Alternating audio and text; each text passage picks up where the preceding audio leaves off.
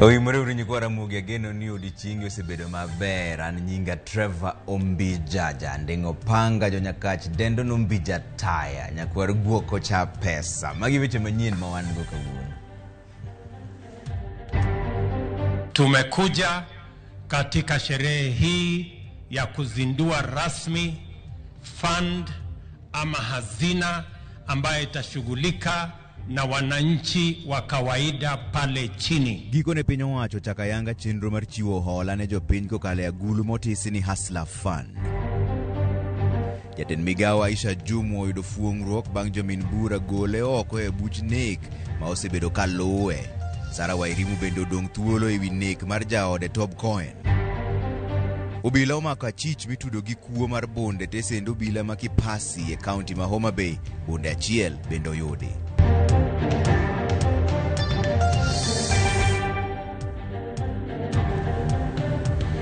Warwako nyikwa RAMOGI chenro marwa marang'ich welo maeka mokelo weche manyien e yo machuok kapok okelo gi ayanga saa 3. Jaloko marwa en Winnie Adoyo. Wachako gi weche mahinyo chuny ni ji moko 3 owito ngimagi ka moko 4 ohinyore kaluwore gi masira mar apaya manotimore gwenge ma Etono e apaya ma Magonga Kenyanya. Masira no ne otimore e kinde ma nyamburko kido mar lori manoting'o niang' gi rabolo ne obayo kendo ng'ielore nyading'eny apaya mar Ekona ya Mong'ina mantiere sub county ma Kenyanya. Ringre ma ji 3 go tere kar kano ringre ma Ogembo ka jogo mohinyore to dhi nyime gi yudo thieth e kar thieth mar Gucha level 4. Lori no tere tesendo obila ma Kenyanya ka obila go dhi nyime gi nonro.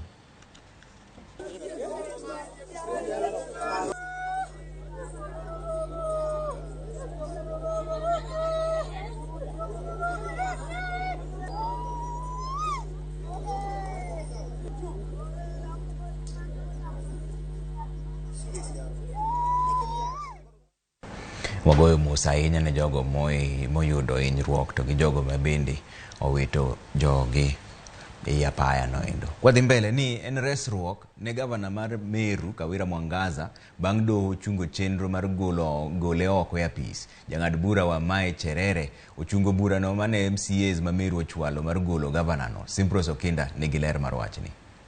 Muniombe Mungu anipe nguvu, atupe amani. Gavana wa Meru Kawira Mwangaza oyudo fuong'ruok maduong' tok doho thiche oko bura mane dhi nyime od bura mar kaunti no mar thiche oko mar apisi.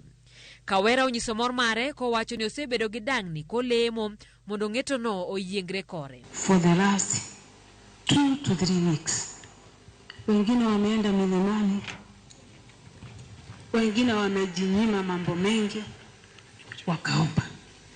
Hata usiku saa 9 kuna wale waliambia amuka tuombe.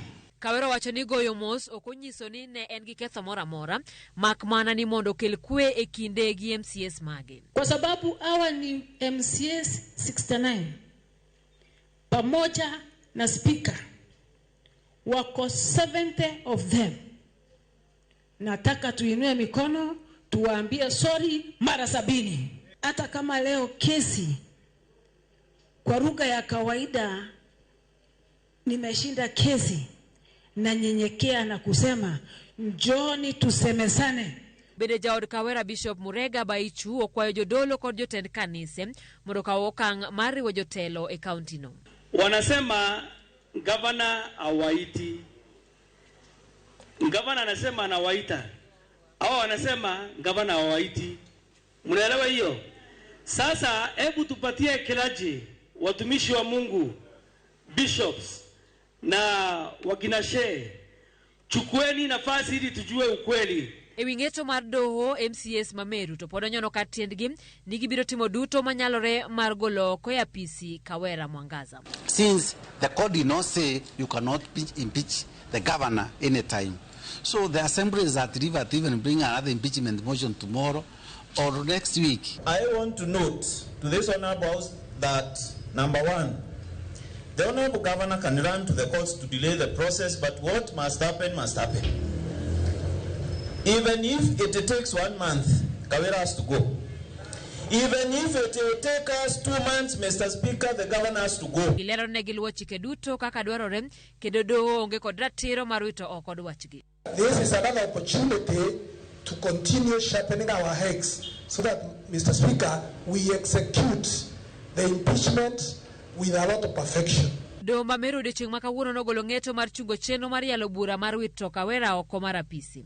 Jang'ad bura Wamae Cherere wacho ni chenro mane oluw e chwalo burano notim e tok chik. This court finds that the procedure adopted by the respondents to process the proposed motion of impeachment of the petitioner is flawed and has the effect of violating her constitutional rights. And under the powers donated to this court by Article 23(3) of the Constitution, it is therefore hereby ordered that the impeachment motion dated 21st of November 2022 is flawed and is quashed. Bura mar golo Kawera Mwangaza ya PC nochwale nyim od burano tarik 22 mar dweni kod jatend kweth matin e od burano mabende en MCA ma Abogeta Dennis Kiogora. Simfros Okinda, Ramogi TV. Kwa dhi mbele ni jatend migao mar arita kwe Kithure Kindiki ogolo siem ne jonjore ma osebedo ka sando oganda e gwenge mag Nyanduat mar Kenya. Kindiki mane oloso kane otimo limbe gwenge mag Kakuma owacho ni piny owacho koro keto mahino e tieko jonjore kendo neno ni jopiny oyudo kwe. Kindiki bende nogolo siem ne jogo ma osebedo ka siro kweth mag njore e yor mag omenda to kod ji ma miyogi gige lweny bende. Speaker wetu wa Turkana County Assembly nchi yetu ya Kenya. Doing well. We have a population of 20 is here, SIPU is here. We have KDF, the sub-county police commander. For those who engage in killing other people, taking their livestock, we will make it extremely painful for them. I want to warn the criminals. Please reform before it is too late. And we are going to dismantle the chain of banditry and cattle rustling from top to bottom. The financial, the spiritual leader, the gangs themselves, those who plan, those who execute, those who aid and abet the criminals to get away with people's livestock and people's property. We will neutralize them. We will make it impossible for this business to continue. And I will stay in this part of the country as long as it is possible, until this country and this part of the country is free. Kwa dhi mbele ni jatend migao mar jotije piny owacho Aisha Jumwa koro ni thuolo e wi bura mar nek ma osebedo ka luwe. Jomin bura okone doho ni koro Jumwa biro bedo janeno mar sirikal e wi burano. Komachielo bende miyo manyinge Sara Wairimu bende oyudo fuong'ruok bang' jomin bura golo oko bura ma yande tude gi nek mar wuon pargi miluongo ni Tob Cohen ma en japiny Netherlands. Jafwambo marwa Betty Juma nigi ler mar wachni. Ogai mar jomin bura Nurdin Haji okelo resruok ne Aisha Jumwa bang' golo ne oko bura ma osebedo ka luwe mar nek mane otimore higa 2019 kuma ne ogoyo bunde jago manyinge Gumbau Jola e kaunti ma Kilifi e kinde yiero ma adundo maganda. We applied for review under Article 157. The premise being that an innocent person is being persecuted. The civil society will be looking to kill Aisha Jumwa's political career, and that is why she was charged. The DPP agreed with us. And today, the DPP has made a formal application to withdraw the charges of one Waziri Aisha Jumwa. Aisha Jumwa will be a state witness because she was present. Jumwa makoro dhi bedo janeno mar piny owacho dwarore ni ochopie doho winjo bura tarik 21 dwe manyien. E sechego bende ogai mar jomin buche Nurdin Haji owito oko bura mar Sara Wairimu gi nyawadgi Peter Karanja matudogi gi nek mar johala mar piny Netherlands Tob Cohen. Bura no koro biro dong mana kitimone nonro mar fwenyo gino mane okelo nek mar Cohen gi weche magwenyore ma oluore. Kumachielo okinda pisa mar obila Ahmed Rashid ma itudo gi nek mar rowere ariyo moko Jamal Mohammed gi Mohammed Heri mane otimore tarik 31 dwe mar adek higa 2017 owacho ni onge gima tudo Rashid gi keth modonjnego. Rashid manitie tesendo bila mapangani nodonjne gi nek kaluwore gi tipo mane luorore e mbui manyiso kaka rowerego ne onegi, kendo wachore ni obila Rashid ema notimo nek makamano. Kata bedi ni rowerego ne osechiwore e lwet obila kendo ne gionge gige lweny e dendgi. Jodak gi johala ma Isli gi aluorane koro dwaro ni Rashid owe thuolo kendo oduok e tich, nimar en ema oseduoko arita mane onge kanyo kendo kedo gi timbe maundu mane medore. To gie sani gidak kendo ohala dhi nyime makare ma onge rochruok mora mora. Jana nimenyang'anywa simu iPhone 4 Plus the last night na 200,000. Okay, tutalia sisi paka lini? Siku 7 Rashid yuko kwa field. Tumehangaika. Tunataka Rashid arudi kwa kazi yake, aendelee na kazi yake. Betty Juma, Ramogi TV. Obila oyudo bonde achiel kuom bonde 4 manyocho kwale tesendo obila makipasi manie kaunti ma Homa Bay. Achich ma jahigni 27 bende obila omako kitudo gi kuono mane otimore jumbe 2 mokalo. Apisas mag obila mag kwach kich ma Homa Bay emosebedo ka timo apedha no mar achijego. Obila go otelnegi komanda margi Abed Kavo moyango ni bonde ma oyudno ne ojuki e ot moro e gweng' ma Buje manie Nyando e kaunti ma Kisumu.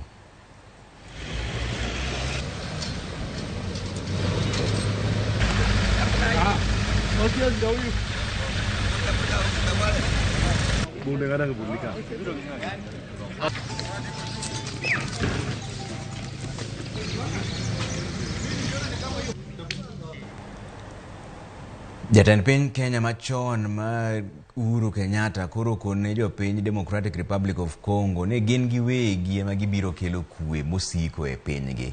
Uhuru nolero ne obiro chono jopiny go mondo makre kanyakla kendo gijiw kwe e pinygi giwegi. Piny DRC osebedo ka kalo e midhiero mar lweny e kind jolweny tama mag M23 gi jolweny mag sirikal. Gino mosekelo hinyruok mokalo ka oganda ji mang'eny be osebedo ka dar, momoko bende onegi. Uhuru ma en jathek maduong' lweny mar DRC osingo mar medo jiwo kwethgo mayuare mondo gibed gi kwe.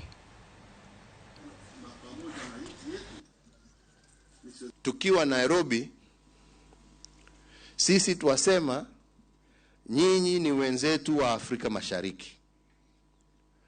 Lakini inchi ya Kongo, sovereignty ya Kongo hatuwezi kuiongelea. Inchi ya Kongo ni ya Wakongo. Na hatuko hapa kuongea juu ya hata inchi moja ya ardhi yenu vile itachukuliwa ama itatawaliwa na mtu kutoka pahali pengine isipokuwa Kongo. Lakini ndio tuweze kufika hapo, lazima Wakongo wenyewe waanze kuheshimiana.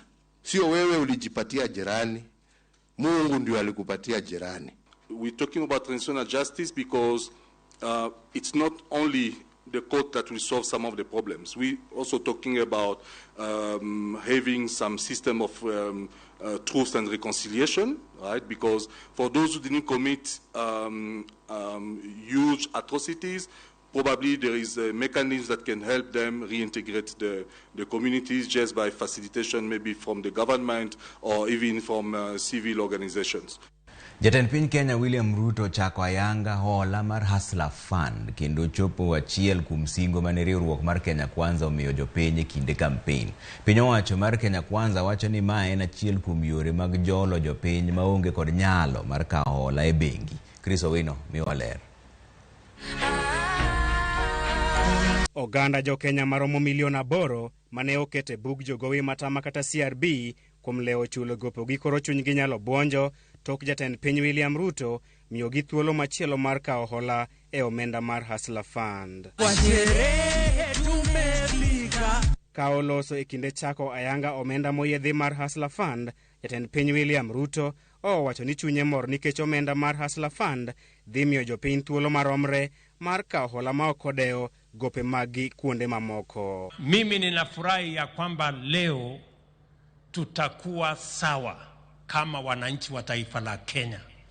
This is the fund that is going to equalize all the people of Kenya so that every citizen can know that they matter and they count as a citizen of the Republic of Kenya. Kaluwore gi jatend piny, hola mar Hustler Fund dhi gonyo jo Kenya milion 8 manyocha otwe kod nyororo gi kembe chiwo hola. Leo ni siku ya furaha sana kwangu kwa sababu leo tutawafungua Wakenya wa milioni waliofungiwa minyororo ya madeni ambayo hawawezi kulipa.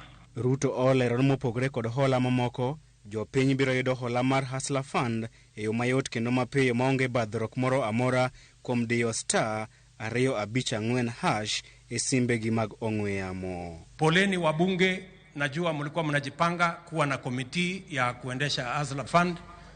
Tafadhali hakutakuwa na komiti, tafadhali. Kuna wengine walikuwa wanajipanga mahali fulani, wanasema sisi ndio tutakuwa komiti ile ya Hustler Fund. Tafadhali hakuna komiti. Hii Hustler Fund haina bureaucracy. Nilikuwa nasikia watu wengine wanasema mbona hii fund haina secretariat? Hakuna secretariat kwa Hustler Fund, hakuna komiti. Tumekubaliana technology ndio komiti yetu. Wewe na simu yako, hapo ndio komiti itakuwa. That for many people in this country, it does not take millions to change their lives. Hata 2,000, hata 3,000 inaweza kubadilisha maisha yao. Jo piny biro yudo thuolo mar holo kind shillings 500 kod $50 e chenro mokwongo mar hola mar Hustler Fund. Jogo ma okawo hola ibiro juogo atamalo 8 higa ka higa, omenda ma piny ka ipimo kod mano ma bengi juogo jo piny e kinde ma gikawo hola. Today we are walking the journey as a nation to begin the journey to a single-digit interest rate in the Republic of Kenya. This is a momentous occasion. All critics and theorists and analysts give the Hustler Nation a break. Let the Hustler Nation wako na kiongozi anawashughulikia, anawasaidia, amewafikiria. The launch of this fund, therefore, will go a long way in realizing the financial inclusion of millions of Kenyans, and as you say, 10 million, which is approximately 20% of our 50 million Kenyans. Bang' chako ayanga kidieny mokwongo mar Hustler Fund, piny owacho chano chako kendo kidieny machielo e dwe mar 2 higa manyien, kama jo ohala matindo biro kawo hola kind $50 kod $100. Piny owacho bende geno choko omenda maromo bilion 50 e bwo higa achiel, kaluwore gi atamalo 5 ma idhi ng'ado kendo keto agulu mar kungo e kinde ma ng'ato kawo hola mar Hustler Fund. Chiwo omenda mar Hustler Fund en achiel kuom singo mane riwruok mar Kenya Kwanza omiyo oganda jo Kenya e kinde campaigns. Bang' chopo singo mar chuogo omenda moyedhi mar Hustler Fund, piny owacho mar Kenya Kwanza koro dhi keto mahino mare e mar bero ohelni matindo e pacho kae. Chris Owino, Ramogi TV, Nairobi. Aya, mane ka modhi yue moro machuok e chenro maro marang'ich welo. Pod wan gi weche mang'eny manyien mokelo ni kaendi kik idhi mabor ahinya.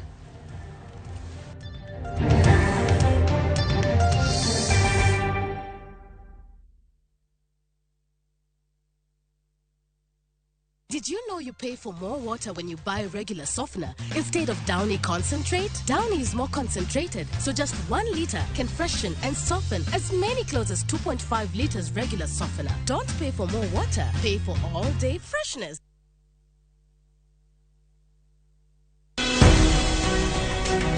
Ndalo sesudo, jumbe oselokore dweche bende koro lokore higa. Tipo mari miero mar Ramogi TV, dialo higa achiel mar chenro makare kod puonj mong'ith e yamo. Erouru kamano jonenowa. Nikech mor marwa, Ramogi TV biro kelo medical camp e boma ma Kisumu tarik 1 dwe mar 12. Kade yer bedo kodwa e chenro ni kaka sponsor, tudri kodwa e nambani 075 414 032. Kata ornwa email e ramogisales@royalmedia.co.ke. Uduto orwaku. Ramogi TV en odwa.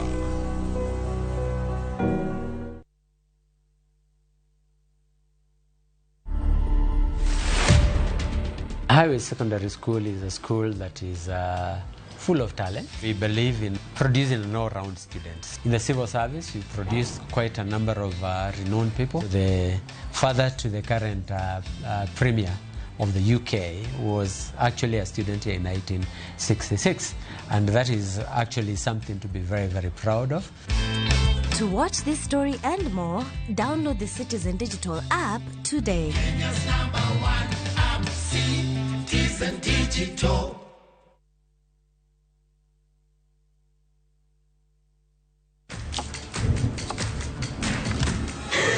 Have doodles taken over your home?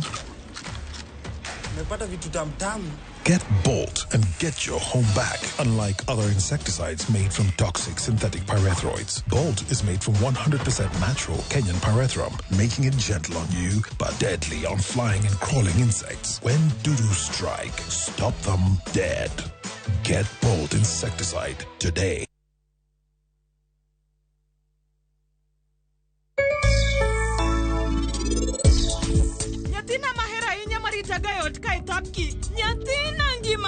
Nyathina mamiyaga teko ema koro sani wuok e ot kae. Bihan, in gimi dwaro ni onge koro kaka nyalo dok chien. Ok idwara ka. Yawa nyathina kare nidhi kanye. Dongi neno. In nyaka ni wuok kae, jodala ni okethre te. Asayi ni mondo in ing'won na thapki mogik. Kok kamano ting'won na nikech nyathiwa thapki.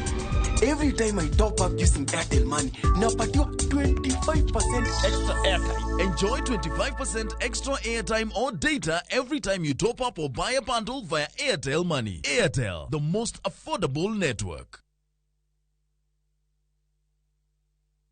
Wakenya wengi wanaendelea kushiriki na kushinda $300,000 kwenye Shabiki Major Leagues Jackpot. Naitwa Simon Kibet Koech, mimi naishi upande wa Kericho. Ndio nimeamini leo hii ushiriki ya MGP kumbe ni ya ukweli. Mimi naomba na marafiki zangu waendelee kucheza hii MGP hii ya shilingi 10. Kuwa mmoja wao. Cheza Major Leagues Jackpot kwa shilingi 10 pekee kwa kutuma neno MJP kwa 29063 na waweza kuwa mshindi. Shabiki Major Leagues Jackpot, the easiest jackpot in Kenya. Not for persons under the age of 18. Betting can be addictive. Play responsibly. Shabiki.com is authorized and regulated by the BCLB. License number 416.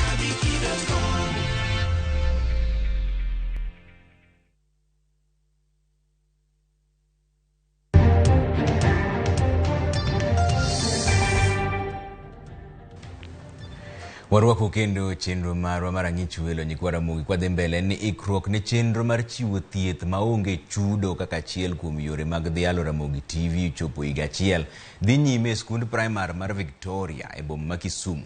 Jotelo mag Ramogi TV kod jokanyo mowuok e migepe mopogore opogore madhi telo e chenro no odiochieng' makiny ne orado mar twak ewi kaka weche onego bedi maonge ng'ikruok moro amora.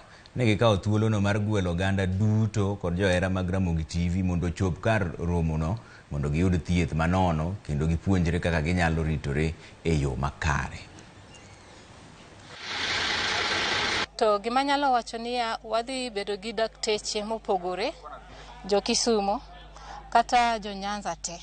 Kiny biuru te mondo yud thieth manono. Wabro bedo gi tree planting gi deputy governor ma Kisumu kae, to ofiswa be wabro bedo gi officials motendo kambi mar Ramogi TV bro bet kae kanyakla kodu te. Wagombo mondo ji duto wuog oko nikech tuoche ma ibro ng'i gin kaka weche mag lak, weche mag wang', weche mag ayaki, weche mag corona.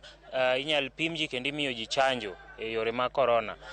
Kuom mano wawuoguru oko jokanyanam duto kendo wawuoguru kendo wabwakaw thieth mondo wakonyre kaka jonagi. Wan gi gima dhongere luongo ni medical camp kama ibro chiwe thieth ne nyithindo, ne joma dongo, joma mine. Wakwayo ni mondo uduto ubi mondo ubed kodwa kamoro achiel. Ok wan kendwa, wan gi joma moko bende matie migawo motenore gi thieth. Das, koro warwako ute nyikwa jokanyanam kamora mora mintiere chope school primary mar Victoria kiny kata ambe abiro kono kiny abro chopo kanyo. Ngini nuneno kwa chamo kek kanyoro nikech koro wasechopo higa achiel, lakini nwaneno ni mondo watimnu maber wakelnu weche mag thieth. Ibro ng'i lak, ibro ng'i wang', ibro ng'i corona, chanjo biro bet kanyo, yende wabro pidho. Koro kiny wanere kanyo Victoria. Kamano samoro abro kelo nurech moko mabe a Nairobi ka indi okinya ng'eyo samoro wang warom kuro abro go mbaka. Kwa kanyo ni gavana machon ma Nairobi Evans Kidero ne ochiwo nende e doho mamalo ma Homa Bay bura ma omake kopingo yiero mar gavana mar county no men Gladys Wanga e yiero manobagi tarik 9 dwe mar 8 higa montiere ni. Kidero mane olaro kom mar gavana yo ma Homa Bay ma ok otiyo gi duond bura mora mora ne ogolo nende e nyim jang'ad buche Justice Roslyn Aburili. Onyiso doho ni yiero mar kom gavana ma Homa Bay ne okwaki kod chochni mane omone yudo loch. Kidero ma en janeno mar 13 mochiwo nende burano owacho ni agents mage ne otam donjo e tesende mag luto ombulu ka form 37A bende okone doho ni noloki e kuonde luto ombulu moko. Gwenge ma Kidero ywaknegi gin kaka ma Suba South, Suba North kod Karachuonyo bende. According to him, yes, were the correct results, not the ones which he was forced to sign. The result is only valid if it is signed. Were they signed? He signed, but the agents did not sign. So, according to me, the results that he finally presented were not valid. The correct results were drawn, incorrect results were entered. Those incorrect results ended at the police station, but through the discussion with the returning officer, they wrote new forms which were not witnessed by agents, and that's what was taken into account. But it shouldn't have been taken into account at all because they are not the results. Kwa kanyo ni ogaye mar bad migawe pacho kaendi Lady Justice Martha Koome okoni dwaro nitiere mar piny owacho kachiel kod bad migepe mopogore mowuok oko motegno mar kedo gi wach lwenje mag dhoudi e pacho kaendi. Koome ne olose doho mar Shanzu e kaunti ma Mombasa bang' yawo ayanga doho mabiro rakore gi buche mitudo kod lwenje mag dhoudi kod rocho ratich oganda e yor bembo. To kaka jafwambo marwa mo Mombasa Georgia oko leronwa okang' makamano geto duoko chien masiche makamago masani ogurore pacho kaendi to chutho e dho wadh nam chumbi. Ogayi mar bad migawo mar doho e pacho ka Lady Justice Martha Koome ne en wendo moyiedhi e doho mar Shanzu e kaunti ma Mombasa. Kae ne oyuore nyasi mar yawa yanga doho mabiro rakore gi buche mag lwenje mag dhoudi kaachiel kod mago mag bembo midendo ni sexual gender based violence. Okoni achiel kuom yore mag kedo gi masiche mag lwenje mag dhoudi en yawo doho makamago e pacho ka mangima mar neno ni jogo mirocho ratechgi winjo buchegi e yo makare kendo giyudo ratechgi. We started here in Shanzu. We are ready to start Nairobi.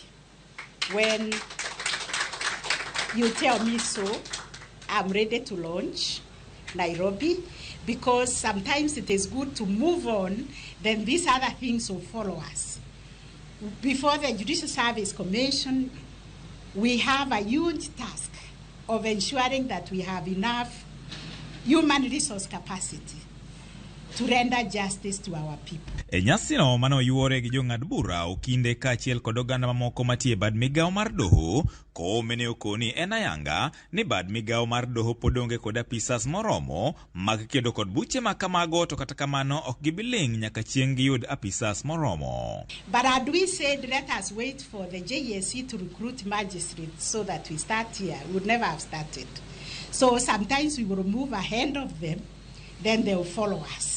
We will not allow you to burn out.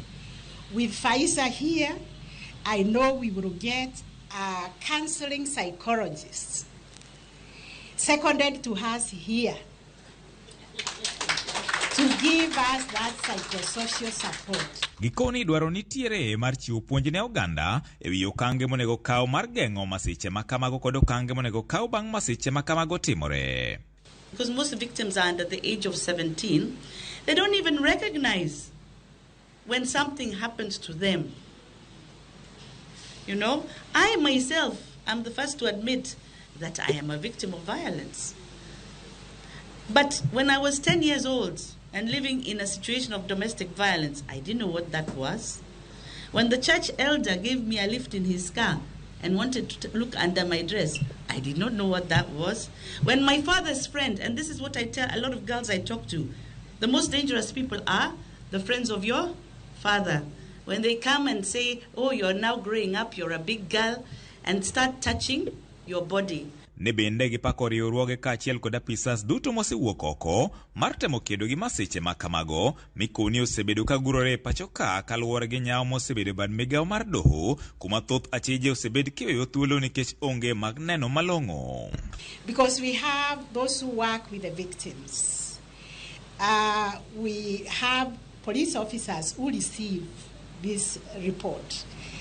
There is so much, and there is need for this office to be situated here in Chansu. Many victims don't even know that they are victims. And I think that we need to do a little bit more in terms of prevention, even before they have to come to the courts.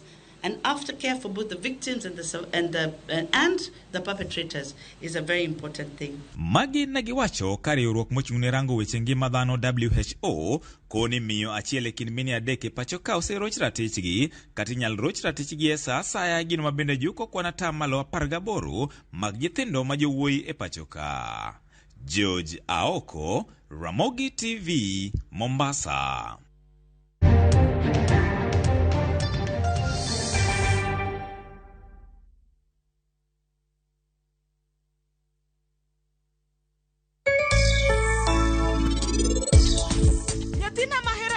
Tagayot kai tapki nyathina ngimana nyathina mamiaga teko ema koro sani wuok e ot kae. Bihan in gimi dwaro ni onge koro kaka nyalo dok chien ok idwara ka yawa nyathina kare nidhi kanye dongi neno in nyaka ni wuok kae jodala ni okethre te. Asayi ni mondo in ing'won na thapki mogik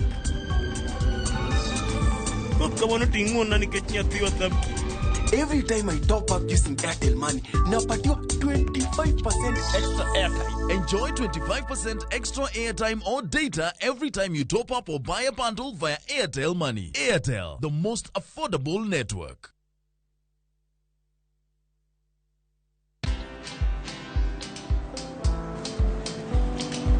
Chal nade? Chal ka gimi kaka ng'iyo sim gi pacha te? Kiki ahinya. En mana ni asebedo e story ahinya. Mana kaka rally manyochacha ne chal ka gima ne an kanyo kane otimo kendo kane iyawo chiro manyien ne chal ka gima ne an kanyo. Sama ne imiyo welo mapacho ka nengo mogonyore nam chumbi ne antie. In bende inyalo bedo e story kamora mora. Download mana Citizen Digital. Bed iyo ng'ala manyime gi weche manyien ka gi tuch kod gik mamoko ka gi timore kweno pugre pacho ka kod pinje ma oko. Download Citizen Digital. Citizen Digital.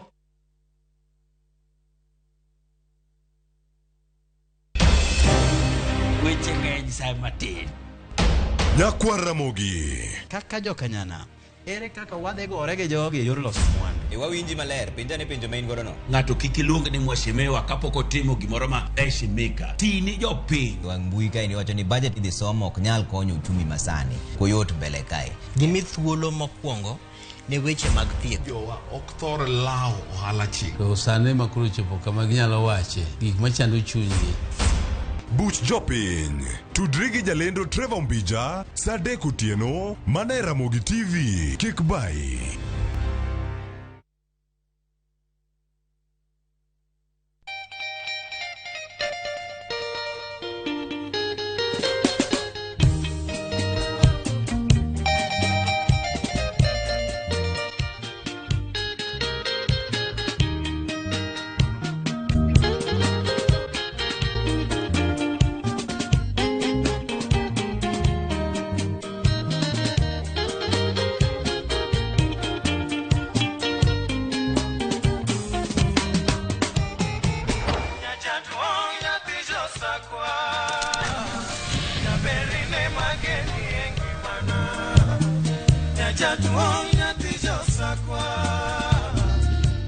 Radio Ramogi, Cartoon Jaluo. Radio Ramogi.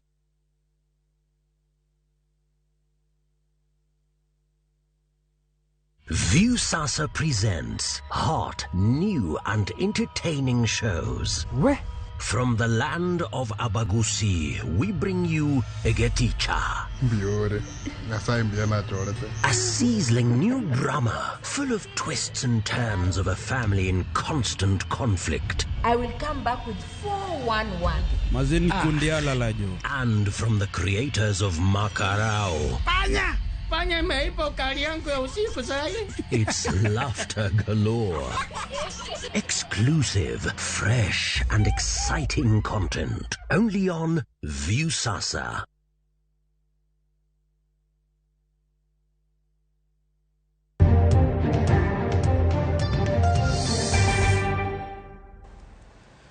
Warwako kendo nyikwa Ramogi wadhi mbele gi chenro marwa ni kinde ma piny mangima chano yango odiochieng' jiwo lwenj kedo gi ayaki odiochieng' makiny.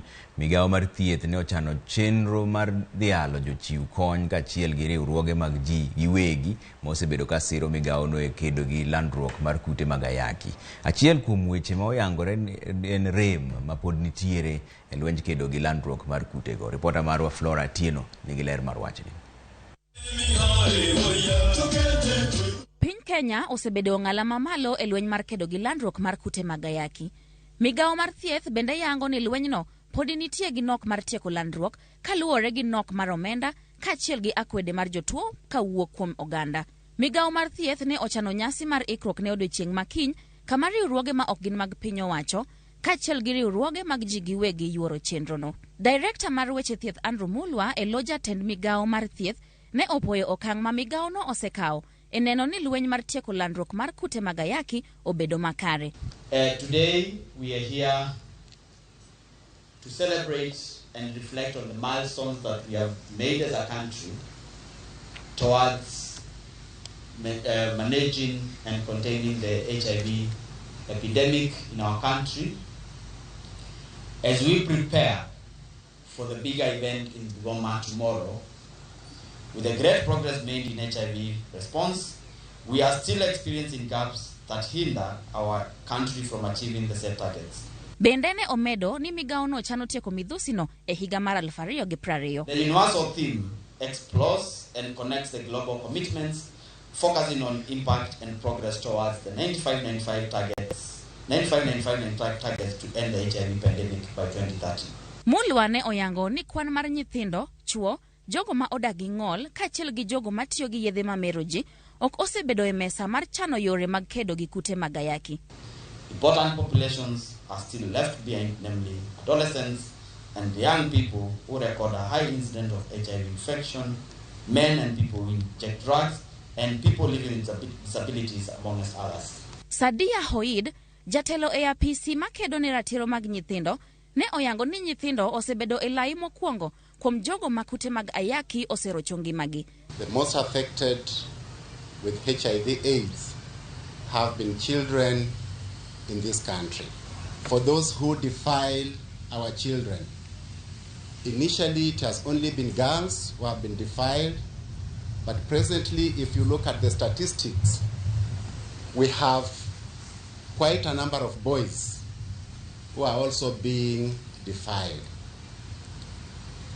And the perpetrators are grown-ups, you and me, and the end result of those children who are abused is HIV/AIDS. Bendene omedo ni oganda onego rit ratiro mag nyithindo e yor kedo gi achiedh nade ma nyithindo kaloe kaluwore gi jogo marocho ratichgi. As we say, we want to promote the awareness of HIV/AIDS. We are also saying, let's also promote awareness of child protection issues so that our children are not left behind. Migawo mar thieth geto tieko landruok mar kute mag ayaki ne nyithindo mayom kowuok kuom minegi kendo neno ni jogo manitie kod tuono obedo gi ngima makare. If there is something that as your director that I'm going to ensure that we achieve is to eliminate mother-to-child transmission. Nyasi mariango odiochieng' mar kute mag ayaki higani biro bedo e kaunti ma Bungoma kama igeno ni jatend migawo mar thieth Susan Nahumicha biro tayo nyasino. Flora Atieno, Ramogi TV. Chenro mar dayo dho jogoro mongirore migepe mopogore opogore mapacho kaendi koro chopo e giko. Jogoro mongirore makwan gi romo 29 manyocha pod odong' koro ne odadhogi gi komiti mar od bura. Jafwambo marwa Lydia Okeyo miyo ler mar wachni. En chenro mosebed kirito gi liyo bang' kanyocha ochunge kaluwore gi buche manochwal e doho mane pingo chenro no. Kata kamano, bang' jang'ad bura Ndumandere witoko buche go chieng' tich ariyo, chenro no chope giko. Get the ministry, bring a land clinic. Mane en jaod bura machon Malang'ata Nixon Korir, ne en achiel kuom jogoro manochope nyim kamiti mar od bura no. Korir no yier kaka jagoro mongirore e migawo malo. From this office, in the short, medium and long term, what would you like to achieve in your first 100 days in the office? Medium term is to ensure that we continue the implementation of the National Land Management System, the online system, so that we can digitize our land records and automate the transaction of the lands there, so that we can be that is the only solution to solving many problems, the issue of fraud in lands, the issue of certificates, papers disappearing. Eseche mamoko kuom jotelo ma pacho kani kod buche mag yako lope mag piny owacho. Korir osingo neno ni okodewo jodito yo mora mora pono ni oyudgi kod mibadhi mag lo. Ma osingo timo kotiyo gi yore manyasani mag mbui eno ni lope duto timnegi ndikruok makare. There's been many squatters in this country. Some officials have colluded with the big names or influential people in the government, especially at the coast. How will you address this issue that some of the ministry officials are involved in land fraud? I will collaborate with the DCI, with the EACC to ensure anyone, even if it's an official or anyone involved in such acts, are brought to book. And as I said again, most of these things, if land records are digitized, then you have traceability of who alters what. Because when you change or you subdivide a land, the system should be able to give a trace or who did that share, so that if there is any problem later, it can be traced to an individual at the Ministry of Land who logged in and did the transfers and did the subdivision. Jagoro mongirore migawo mar udi kod dongruok bombe Charles Hinga no obedo kod ting' mapek mar nyiso ni oromo medo tiye apisi no. Eseche mathoth jotelo manotie piny owacho mokalo to nosegwe thoko. Our economy is bleeding. Our economy is in need of a different way of thinking. I'm a pleasant human being. I engage. I'm very passionate. I'm very driven. And I believe together we will form a formidable team if you confirm me. Penjo mar wach mibadhi bende ne okowe oko. Ka Charles Hinga no oramo ni en pok no yude kod mibadhi mora mora. Koywago doma pacho ka ni oserem chiwo ratiro ewi buche go. What happens now with the new cabinet secretary coming in who has a total different view of way forward on this housing project, and you have a different view of how you've always done things and how you intend to continue doing it. We are a good custodian of the funds that we have been given. There is a very big portion of that, and that doesn't mean that it is not big. A big portion of it we actually transfer to the counties, which is almost 80% of that money, but doesn't mean that we don't hold them to account as well, because they have got to account for that money. Ponono ni od bura mamalo podho jogorogo gibiro bedo kod thuolo mar chamo muma kapok gichako tich ayanga. Lydia Okeyo, Ramogi TV. Penj maduong' mar klas 8 KCPE kod mar grade mar 6 KPSEA orumo ayanga kawuono. Penjno manyocha chakore nyocha osebedo ka dhi nyime e gwenge mapacho kaendi, kendo jopuonjre makwan gi ok tin ne milion 2.5 osebedo ka time.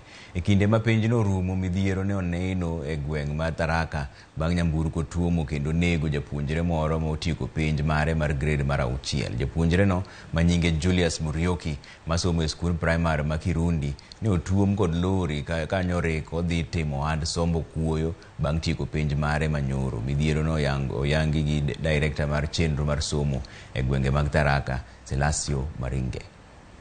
Exam has been going well, and today we have done the last paper in KPSEA and KCPE. However, yesterday night we lost our boy in Kirud Primary School, a Kepsea candidate who was hit by a lorry and he passed on. Then he never did the assessment which was supposed to take today in the morning.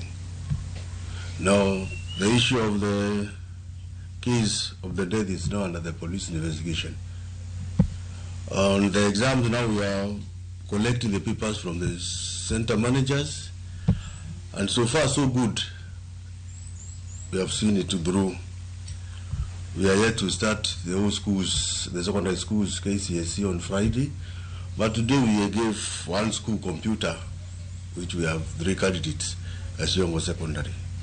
And we hope to continue the way the KCP and KEPSA have continued without any hitch.